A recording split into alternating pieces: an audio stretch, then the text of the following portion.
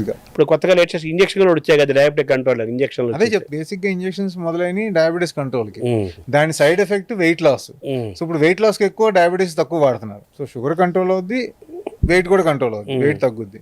Sugar patient కి అది life long వాడమని చెప్తాం. వెయిట్ లాస్ పేషెంట్స్ 6 నెలలు వాడి ఆపేస్తున్నారు, మళ్ళీ పెరుగుతుంది, మళ్ళీ వేసుకుని దాంట్లో ఉన్న సైడ్ ఎఫెక్ట్స్ దాంట్లో ఉన్నాయి కదండి. వామిటింగ్స్ రావచ్చు, ప్యాంక్రియాటిస్ రావచ్చు, కొంతమంది కళ్ళు పోతున్నాయి. సో ఇవన్నీ ఉంటాయి, ఎఫెక్ట్ అవుతాయి. అవసరం లేకుండా మందులు వాడటం అనేది నేను రికమెండ్ చేయను. Prevention is better than cure అనేది మనం చాలా బాగా వినపడే మాట కదా. Prevention one part, control without medications ప్రయత్నం చేయడం అనేది ఇంకో part. Most of the doctors will tell you the life style modifications, మన 90% of the patients will fail and come.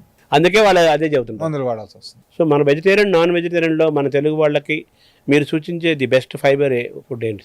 ఆకుకూరలు అండి. ఫస్ట్ ఆకుకూరలు, ఫ్రూట్స్, యాపిల్, బత్తాయి, కమల, అన్నిట్లో ఫైబర్ ఉంటుంది.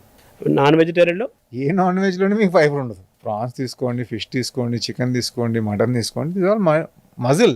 ఈ బ్రౌన్ రైస్ మంచిది అంటారు కదా. మళ్ళీ బ్రౌన్ రైస్లో ఫైబర్ కంటెంట్ ఎక్కువ ఉంటుంది దానివల్ల, కానీ అందరూ తినలేరు. చాలా మందికి పొట్టలో నొప్పి, కాన్స్టిపేషన్, ఎసిడిటీ వచ్చే అవకాశం. ఎవరికైతే అది పడుతుందో అది తినాలి. ఫైబర్ కింద వస్తుంది, ఫైబర్ కింద వస్తుంది. కొర్రలు అంటారు, కినోవా అంటారు, ఇవన్నీ కూడా ఫైబర్ ఉంటాయి. కొర్రలు రైస్ కంటే పెద్ద గొప్ప ఏం కాదు, అదే ఫండమెంటల్. కాకపోతే ఏంటంటే దాని హైప్ ఎక్కువైంది. ఇది కార్బోహైడ్రేట్ కంటెంట్ ఎంత ఉంటుందో అది కార్బోహైడ్రేట్ కంటెంట్ అంతే ఎక్కువ. అవును, మనం సేమ్ క్వాంటిటీస్ తిన్నాం అనుకోండి, ఆల్మోస్ట్ ఒకటేలాగా ఉంటాయి. మళ్ళీ షుగర్కి ఇది అవుతుంది కదా, సేమ్ ఉంటుంది. ఈ కొర్రలు ఎప్పుడు ఉపయోగపడతాయి? ఒకటి ఆర్గానిక్ ఉండాలి, అవి కూడా పాలిష్ చేసేస్తున్నారు. అవి పాలిష్ చేసే ఉపయోగం ఉంది చెప్పండి. అవును, రాగా ఎలా ఉన్నాయో అలాగే తినాలి. అవును. సో మనం రైస్ 100 గ్రాములు తింటే మనం కొర్రలు కూడా 100 గ్రాములు తిన్నాం అనుకోండి, పెద్ద డిఫరెన్స్ ఏముండదు. ఒక 10% డిఫరెన్స్ ఉంటుంది కార్బోహైడ్రేట్స్లో. తక్కువ క్వాంటిటీ తింటే హెల్ప్ఫుల్గా ఉంటుంది. అంటే ముడి బియ్యం అంటారు కదా, అది మంచిది. ముడి బియ్యం మంచిది. ముడి బియ్యం కానీ, చపాతీ కానీ, కొర్రలు కానీ, జొన్నలు కానీ, రాగులు కానీ, ఏయైనా ఒకటే అండి. మనం తినే క్వాంటిటీ ఇంపార్టెంట్. ఇప్పుడు మనకి ఒక ప్లేట్ తీసుకుంటే ఒక ఇస్త్రీ వేసారు అనుకోండి, మన ఫంక్షన్స్లో చిన్నప్పుడు మీరు చూస్తుంటే నేను చూస్తాను, ఇంత రైస్ పెట్టి చుట్టూతా కొంచెం కొంచెం కొంచెం కూరలు పెట్టుకుంటూ వెళ్తారు.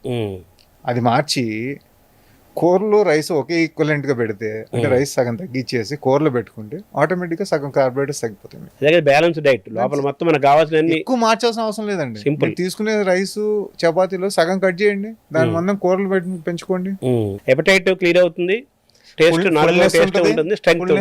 స్ట్రెంత్ ఉంటుంది, తొందరగా షుగర్స్ పెరగవు, మందులు కూడా ఎక్కువ అవసరం పడదు. తర్వాత ఈ కొబ్బరి నీళ్ళు తాగటం కూడా చాలా మంచిది అంటారు. కొబ్బరి నీళ్ళకి షుగర్కి, కొబ్బరి నీళ్ళతో షుగర్ పెరుగుద్దండి, పెరుగుతుంది, డెఫినెట్గా పెరుగుద్ది. కాకపోతే ఏంటంటే కొంతమంది ఎండలో పనిచేసేవాళ్ళు, వాళ్ళకి బాగా డిహైడ్రేట్ అయినా అప్పుడు కూడా తాగమని చెప్తాం. అప్పుడు తాగొచ్చు, కానీ రొటీన్గా మీరు ఆఫీసులో ఏసులు గురించి పనిచేసే వాళ్ళకి కొబ్బరి నీళ్ళు తాగితే షుగర్ బాగా పెరుగుతుంది. ఆవకాయ అన్నం కలుపుకుంటే షుగర్కి ఇబ్బంది ఏమి ఉండదు అంటారు. ఆవకాయ అన్నం తింటే అది కరెక్టేనా? అది కొంత ఇన్స్టాగ్రామ్లో ఆవకాయ అన్నం తిని షుగర్ ఎంత ఉందని చెక్ చేసి చూపిస్తున్నారు. నేను రెఫ్యూజ్ చేయట్లా. కాకపోతే అర్థం చేసుకోవాల్సింది ఏంటంటే ప్రతి మనిషి డిఫరెంట్. ప్రతి మనిషికి ఏది తింటే ఏమవుద్ది అనేది డిఫరెంట్గా ఉంటుంది. కొంతమందికి ఐస్ క్రీమ్ తింటే షుగర్ పెరగదు, కొంతమంది టమాటా తింటే పెరుగుద్ది, కొంతమంది కాఫీ తాగితే షుగర్ పెరుగుద్ది, ఏది బ్లాక్ కాఫీ తాగినా. సో ప్రతి మనిషి ఒక డిఫరెంట్ మాలిక్యూల్ లాగా మేనేజ్ చేయాలండి. మనం అందరూ ఒకేలాగా స్టాండర్డ్ డైట్ ఇవ్వకూడదు.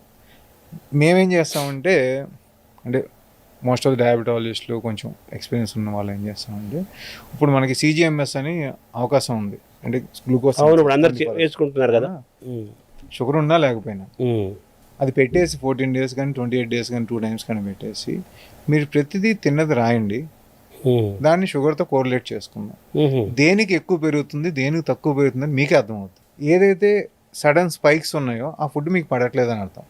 మన బాడీ మానేసేయండి, బాడీ పర్మిట్ అంతే. మీరు మామిడికాయ పచ్చడి తింటే మంచిది కాదనేది పక్కన పెడదాం, మీకు మంచిదా కాదనేది తెలుసుకోండి. సో అది మనిషికి వేరియేషన్ ఉంటుందా? మనిషికి వేరియేషన్ ఉంటుంది. ఒక ఇంట్లోనే 4 అన్నదమ్ములకి వేరియేషన్ ఉంటుంది, చూసి చెక్ చేసాం మేము. సరే, ఇప్పుడు ఆవకాయ అన్నం వర్సెస్ హెల్త్ని మీరు సైంటిఫిక్గా దాన్ని ఎలా చెప్తారు? ఆవకాయ అన్నం తింటాం కరెక్ట్, తప్పేం కాదండి. దాంట్లో ఏముంటుంది చెప్పండి?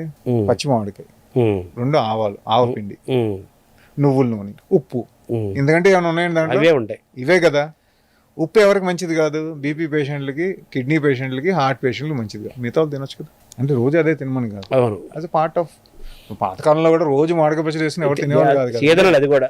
సో నువ్వులు ఆరోగ్యానికి మంచి, ఆవు నూనె ఆరోగ్యానికి మంచిది, మామిడి పండు పచ్చిది షుగర్ ఏం పెంచదు, అవును.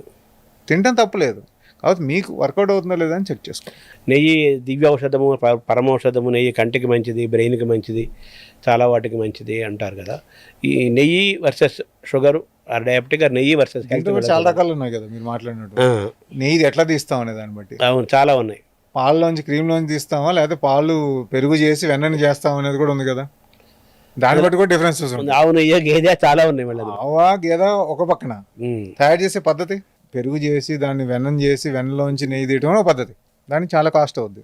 అదే పాల మీద మేగడ తీసేసి నెయ్యి చేయడం కాస్ట్ తక్కువ అవుద్ది. సో అందరూ అన్నీ అఫోర్డ్ చేయలేరు కదా. బెస్ట్ ఏంటి, వెన్నలోంచి వచ్చిన నెయ్యి. నెయ్యి మంచిదా కాదా అంటే మితంగా తీసుకుంటే అన్నీ మంచిగా అండి. నెయ్యి మంచిదే కదా అని చెప్పి రోజుకు 100 ml తాగారు అనుకోండి, 100 × 900 క్యాలరీ దాంట్లోనే వస్తుంది. 1 గ్రామ్కి 9 క్యాలరీస్ వస్తుంది నెయ్యి. సో 5 grams తీసుకోవడం వల్ల ఆరోగ్యానికి మంచిది, తీసుకోవడం తప్పులేదు, ఎవరైనా తీసుకోవచ్చు. మనకున్న ఎకనామిక్ స్టేటస్లో మన భారతదేశంలో కార్బోహైడ్రేట్స్ తినకుండా ఎవరు ఉండలేమండి. ఎందుకంటే చీపెస్ట్ ఫుడ్ అదే. డైజెస్టిబుల్ కదా, అది డైజెస్టిబుల్ చీపెస్ట్. మీరు అందరూ చికెన్ తినండి, మటన్ తినండి, గుడ్లు తినండి, కాస్ట్ అందరూ భరించగలుగుతారా? అవును. ఆ ఫ్రూట్స్ తినండి అంటే కష్టం. సో అందుకని ఉన్న దాంట్లో బేసిక్గా నేను చెప్పేది ఏంటంటే, మా పేషెంట్స్కి వచ్చిన వాళ్ళకి డైట్ అడుగుతారు, మీలాగా అడిగిన డైట్ చెప్పండి డాక్టర్గా. నేను డైట్ అయితే చదువుకోలేదండి. మా న్యూట్రిషన్ ఒక చాలా చిన్న చాప్టర్స్ ఉంటాయి మెడిసిన్లో, చదువుకోలేదు. కానీ నాకు తెలిసిన ఎక్స్పీరియన్స్ ప్రకారం అయితే మేజర్ చేంజెస్ చేయొద్దు. ఫస్ట్ ఇంట్లో మీరు తినేదాన్నే దాన్ని మితంగా తీసుకుని దాంట్లో చిన్న చిన్న చేంజెస్ చేసుకుంటే సస్టైనబుల్గా మీరు తినగలుగుతారు, ఆరోగ్యంగా ఉండగలుగుతారు. నేను ఇప్పుడు ఫర్ ఎగ్జాంపుల్ మీరు కీటో డైట్ చేయండి అంటాను, చేస్తారు 3 నెలలు. డాక్టర్ చెప్పారనో మీ ఆరోగ్యం మీద భయపడో చేస్తారు. 3 నెలల తర్వాత మళ్ళీ నార్మల్ డైట్లోకి వచ్చేసి మళ్ళీ అదే లెవెల్కి వస్తాం కదా. సో దాని బదులు చిన్న చిన్న చేంజెస్ రోజు చేసే దాంట్లో ఏం చేయగలుగుతాం అనేది చూసుకుంటే అది లైఫ్ స్టైల్లో ఒక భాగంగా తీసుకుంటే మీకు లైఫ్ బాగుంటుంది. వాళ్ళ షుగర్ వచ్చింది, బీపీ వచ్చింది, బాగా ఆర్థికంగా కంఫర్టబుల్గా ఉండి బాగా ఫైనాన్షియల్ వాళ్ళకి వాళ్ళు తినే ఆహారం లైఫ్ స్టైల్ వచ్చింది అన్నట్టుగా మాట్లాడుకునేవాళ్ళు. ఇప్పుడు మామూలుగా కాయకష్టం చేసే వాళ్ళకు కూడా వస్తున్నాయి కదా. ఎందుకు వస్తున్నాయి అంటారు? ఫిజికల్గా వర్క్ చేసే వాళ్ళకి కూడా వస్తున్నాయి కదా. ఒకటి జెనెటిక్స్ మారిపోయినాయి, క్వాలిటీ ఆఫ్ ఫుడ్ కూడా మారిపోయింది, దానివల్ల కారణం అవ్వచ్చు. సోషో ఎకనామిక్ స్టేటస్ తక్కువ ఉన్న వాళ్ళకి రాదు, డబ్బులు ఉన్న వాళ్ళకే వస్తుంది అనేది ఒక కాలం మాట. అప్పుడు ఏంటి, ఫుడ్ అవైలబిలిటీ కూడా తక్కువ ఉండేది. అవును, ఒక పూట తిని బతికేవారు చాలా మంది. అంతే, ఏదో రాగి సంగటి, ఏదో అన్నం, అలా పచ్చడి. ఇప్పుడు 100% అన్న కానీ 90% ఆఫ్ ది పీపుల్ ఫుడ్కి అయితే డోకా లేదండి. గవర్నమెంట్ స్కీమ్స్ కానీ వాట్ ఎవర్, మన సొసైటీస్ కానీ ఎన్జిఓస్ కానీ వాట్ ఎవర్ హెల్ప్ వల్ల కానీ సోర్సెస్ కూడా పెరిగాయి కదా. సోర్సెస్ పెరిగి ఒక 90% ఆఫ్ పీపుల్కి అయితే మాత్రం తినడానికి ఫుడ్కి, అంటే క్వాలిటీ ఫుడ్ మాట్లాడలేదు, తినడానికి ఫుడ్ అయితే దొరుకుతుందండి. సో దానివల్ల చేంజ్ అయిపోద్ది కదా, దానివల్లే ఎక్కువ అవుతుందని నా ఆలోచన. సో ఇప్పుడు అనుకోవాల్సింది, బేసిక్గా చేయాల్సింది ఏంటంటే, ఫండమెంటల్గా మీరు తినే పదార్థాలు ఇంట్లో మార్చుకోండి, తినే పద్ధతులు మార్చుకోండి, ప్యాక్ చేసినవి నిల్వ ఉంచినవి తినడం మానేయండి, షుగర్ మానేయండి, ఆటోమేటిక్గా మీ ఆరోగ్యాలు బాగుపడతాయి. 3 వైట్స్ మానేస్తే తగ్గుద్దండి. 3, 4 రైసు తగ్గించండి, ఉప్పు తగ్గించండి, షుగర్ ఆపేయండి, మైదా వాడకండి. అన్నీ వైటే కదండి.